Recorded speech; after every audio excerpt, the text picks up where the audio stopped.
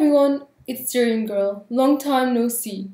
The Syrian Electronic Army have released Matthew Van Dijk's Facebook and email messages that they acquired after they hacked his accounts, and the contents are scandalous.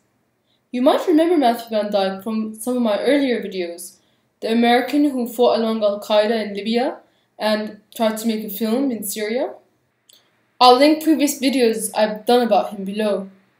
I'll begin with the most scandalous revelation from his conversations.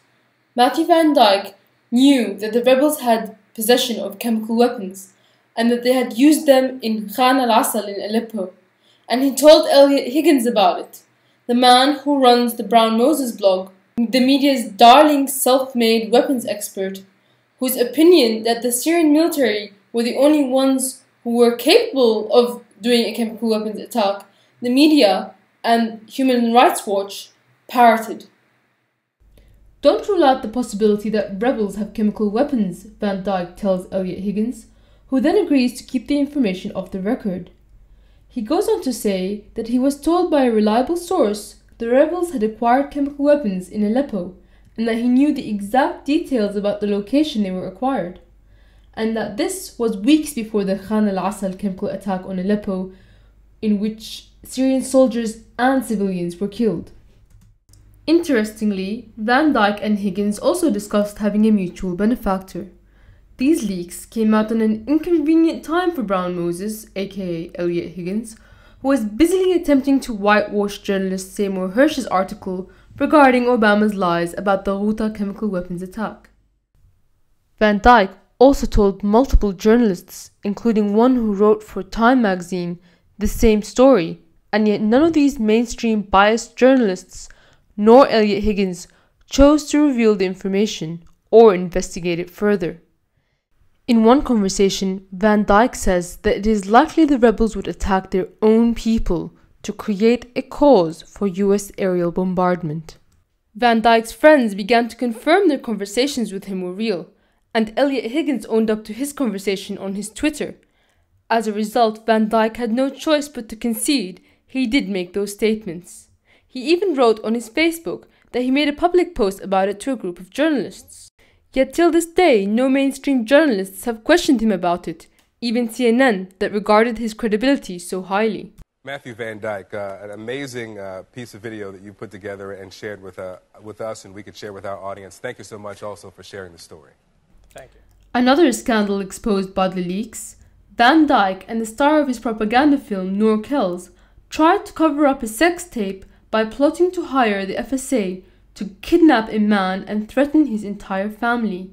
"I cannot kidnap him from America," Van Dijk tells Noor. "Get the FSA to do it. They can keep the ransom money from his family." "He should know that he and his family will be hunted down," Van Dijk tells her.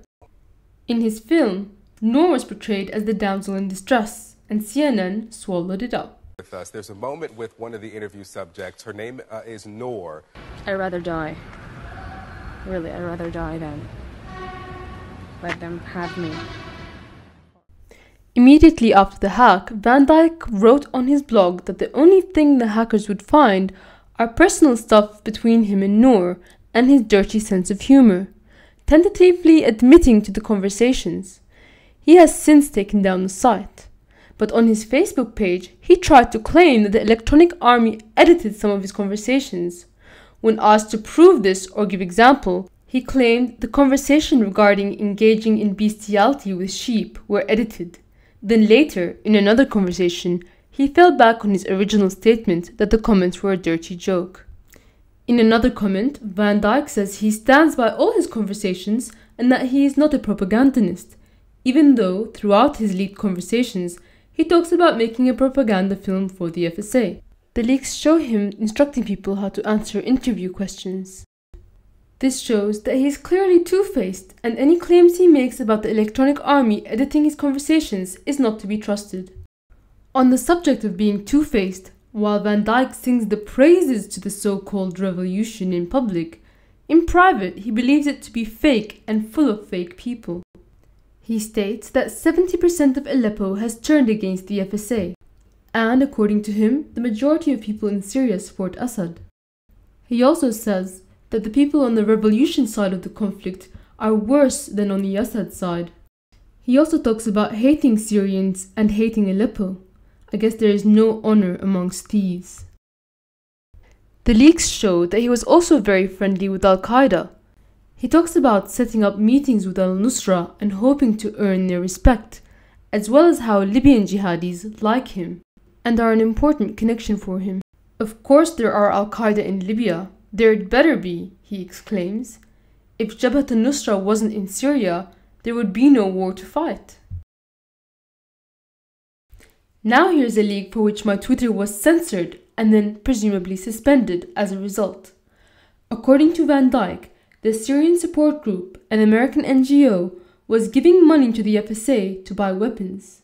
He says it repeatedly to multiple people. This is contrary to what is claimed on their website, that the money is going to non-lethal aid, and contrary to US law. According to Van Dyke, the US government knows about this and allows it, because by saying they don't know where the money is going, they can claim plausible deniability. Recently, the aid warehouses were raided by Al-Qaeda, so effectively the state has given US taxpayers' money to Al-Qaeda. Since they no longer have plausible deniability, they had to suspend the aid and continue it through their Saudi proxies. Now here is the tweet that was mysteriously deleted off my feed. This SSG group was caught negotiating oil deals post-regime. It was hours after I rewrote the tweet that my account was suspended. I would appreciate your support in spreading this news and asking Twitter to unsuspend my account. In 2012, I made a video about Van Dyke, letting you know that he was a mercenary. And coordinating Libyans into Syria is US mercenary Matthew Van Dyke. I have now been vindicated.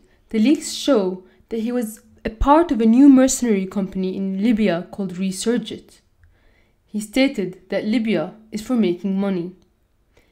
He seemed to be also bringing other mercenaries with him into Syria. Another thing he brought with him into Syria are Libyans, some of which were brought riding in on aid ships destined from Libya to Turkey, with the help of his Times journalist friend, Steven Sotloff. In one of his comments, Van Dyke claimed that my country, with its 7,000 years of history, is not even that old. What a justice that his superiority complex was crushed by the country he disrespected. I hope this serves as a lesson for any other Van Dyke-style liberators who want to impose their will on the Syrian people. Thank you all for listening, and to the Electronic Army for the leaks. Taking through it. It's interesting that you said old men and cats, and there's a moment where that man walks up to a cat, and he says, and I wrote it down here, he says, maybe Americans care about this cat more than the Syrian people. How do the Syrians view Americans' decision thus far not to intervene in Syria?